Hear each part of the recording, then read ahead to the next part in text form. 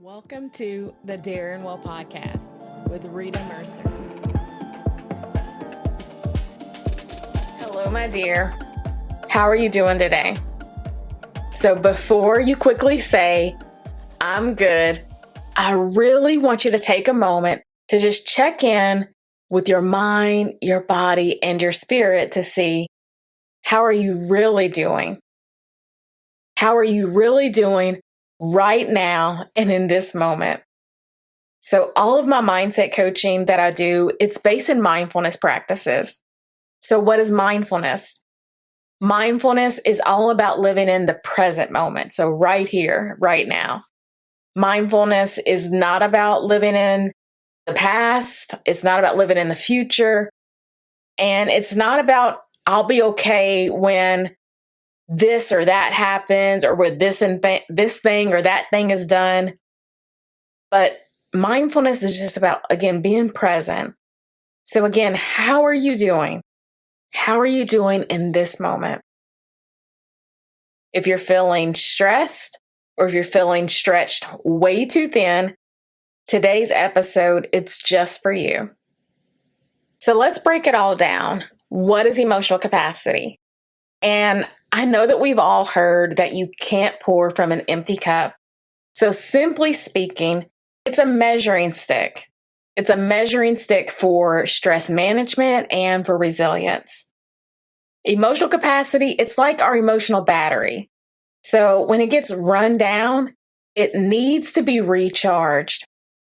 Emotional capacity, it's about understanding your limits without ignoring, without pushing past what your mind, what your body, and what your spirit needs. You know that you're at emotional capacity when you find it difficult to concentrate or to make a decision. You know you're at emotional capacity when you feel tired and when you feel drained. You know you're at emotional capacity when your life feels like it's too much, and even doing the simple task of everyday life, that even feels like it's just way too much. You know you're at emotional capacity when you're easily irritable with yourself and with others. You know you're at emotional capacity when you check out and you struggle to stay present in this moment, especially during moments of distress. You know you're at emotional capacity when you ruminate. So your mind is stuck on focusing on things over and over, like especially the negative thoughts. And even when you find that you're consumed by even all of your negative emotions, you know you're at emotional capacity when you're just flat out tired and overwhelmed. Does any of these ring a bell for you? Is any of these hitting home for you? The truth is, we were not created to be on all the time. So on with all the stress, on with not taking a break. Our nervous system, it's easily overloaded. But our nervous system is also a perfect example of a balance of two systems. Our body is always trying to help us to maintain a state of homeostasis. So let's take a moment and just nerd out with me for just a quick moment. Our bodies, they're mapped out by two main systems. So the central nervous system, that consists of our brain and our spinal cord, and the peripheral nervous system. That's broken down into two systems. So the autonomic and the somatic nervous systems. The autonomic nervous system, it's made up of the sympathetic and the parasympathetic nervous systems. The somatic nervous system, it's responsible for sharing input between your body and your brain from 4 of 5 of your senses. So not all 5 of your senses, but just 4 of those. So that includes smell, your sense of sound, your sense of taste, and touch. So smell, sound, taste, and touch is handled by the somatic nervous system. But your sense of sight, it's part of the central nervous system that controls the brain and the spinal cord. Our sense of sight, it's connected directly to the brain via our retina and the optic nerve. Your somatic nervous system, it involves things that you can consciously sense and do. So, for example, like moving your arms or your legs. Your autonomic nervous system, it works without you even having to think about it. So automatic, such as thinking about breathing. You don't have to think about breathing. It just automatically happens. Digesting food, it just automatically happens. So the autonomic nervous system.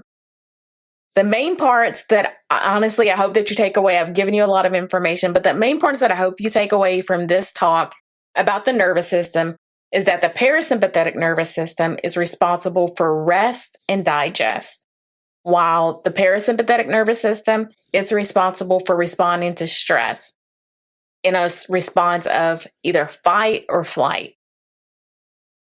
Because the whole goal of having a healthy emotional capacity is to know how and when to shift from the stress response of fight or flight, which is the sympathetic nervous system, to activate the common response of rest and digest toward the parasympathetic nervous system.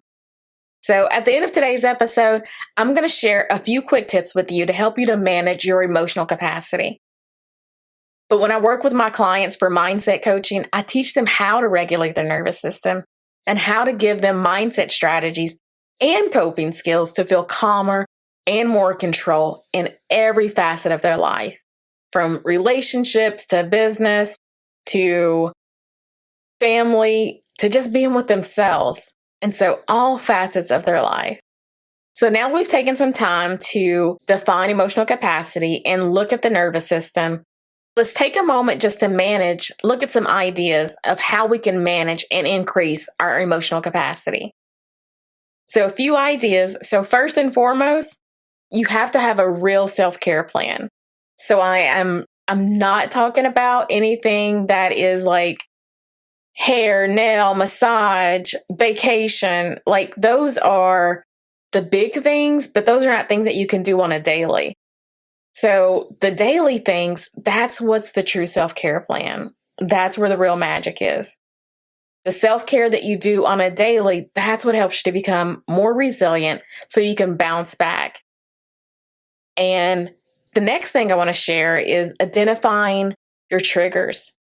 So what types of triggers do you have? Who are your triggers? Where are your triggers? So maybe there's a location-based trigger. So is there unresolved trauma or grief? Is there an external pressure from your family, your friends, or from work? Or is there internal pressure from yourself to be perfect, to please others so that you can earn self-worth? Like, take a moment just to dive into where are these triggers coming from? Another way to manage your emotional capacity is looking at your boundaries. Whew. Boundaries. Let me help someone to find some freedom. Your role in life, it's not to make everyone happy. Your role in life is not to make everyone happy, and it's not to make sure everyone is safe and secure. That's not your role. Your boundaries need to be, no. Your boundaries need to be, I don't have time for that. Your boundaries need to be, let me get back to you. Your boundaries need to be ways that you protect your energy, your mind, your peace, your time, your finances, like all of those things. Your physical space, like all those things are boundaries. The next thing to manage your emotional capacity is to take time to truly rest and recover. So instead of just pushing through, trying to make the deadline, and you're wearing yourself out because you're doing that over and over and over, because we've already talked about our bodies were not designed to be on all the time. So give yourself permission, the time to take rest so that you can recover mentally and physically. The next thing is to build your life around healthy routines that fill each of your buckets for your mind, your body, and your spirit. So what are you doing to nurture your spirit? Maybe that's prayer. Maybe that is music. What are you doing to nurture your mind? Maybe that's an affirmation. Maybe that is listening to a great podcast. Wink, wink. Maybe, and so what are you doing to nurture your body? So maybe that is doing yoga or stretching or hitting the gym. So what are you doing to fill all those buckets, your mind, your body, and your spirit? So check in with yourself on a daily basis and making sure you're hitting those buckets. Is there any of those buckets that are getting overlooked? Is there any of those buckets that are getting neglected? Can you take a moment and notice that with loving kindness, without judgment, but also find ways that you can do something about it and take action? The next thing is learning to just ground to the earth. So that's a mindfulness practice, but grounding to the earth, you can do that with bare feet, but you can also do that with just kind of connecting to nature, going for a walk out in nature, touching the grass, touching the trees. The last thing to increase your emotional capacity is to spend time with people that love you, that know you, that support you, that uplift you, that know how to see you correctly. That's another great way to increase your emotional capacity. And if you're looking for additional ways to increase your emotional capacity and learn ways to manage it, I encourage you to sign up to get on the wait list for the next Mindfully You workshop. I have ones that'll be posted in person in Cincinnati and Northern Kentucky, and also have ones that'll be hosted online, so virtual. And you can do that at daringwell.com/wellness. And that's daringwell.com/wellness, where we take time to just pause. We take time to reflect, to journal. And I give you different journaling prompts and hold space for you, as well as we'll carve out time to reset your nervous system with coping skills. So again, that's daringwell.com/wellness. So as we wrap up today, I do have a few reflection questions just to encourage you to lean into emotional capacity and find ways that you can increase that. So, for example, what fills my emotional bucket? What fills my emotional bucket? You can also think about that like, what gives me joy? What makes me smile? And so take some time to reflect on that. But on the flip side, what drains my emotional bucket? What makes me irritable? What makes me sad? What makes me frustrated? So what are the things that drain my emotional bucket? What's your baseline? What's your normal? But also reflect on, where do you want to be? So maybe your normal is, I'm always irritable. Okay, well, where do you want to be? So maybe you want to be more calmer. All right, take some time and just chart that and take some time to reflect that. Your emotional capacity, it's not a measure of your worth. It's a reflection of the weight and the pressure that your mind and your body and spirit and your nervous system has been carrying for quite a while. So you don't have to try to prove that you're strong. You don't need to prove that you need to earn rest, and you don't need permission to rest. Rest because you know it's necessary. Rest because you know it's necessary for maintaining a healthy emotional capacity. Sometimes the healthiest thing that you can do is to stop trying to be strong and just be honest about where you are, what you need in this moment, and be honest about what the weight that you're carrying and the pressures you're under. It's okay to be human. And then also, while you're acknowledging those things and validating yourself, find the tools, get the tools to increase your emotional capacity, whether it's getting a wellness and a mindset coach, wink, wink, you can connect with me, or you can also Find one in your local community.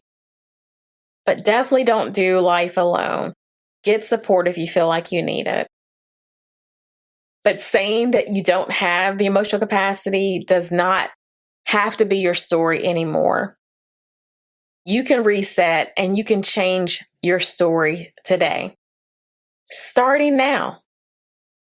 So again, if you need help building a healthy plan that works for your lifestyle, connect with me via email at info@daringwell.com.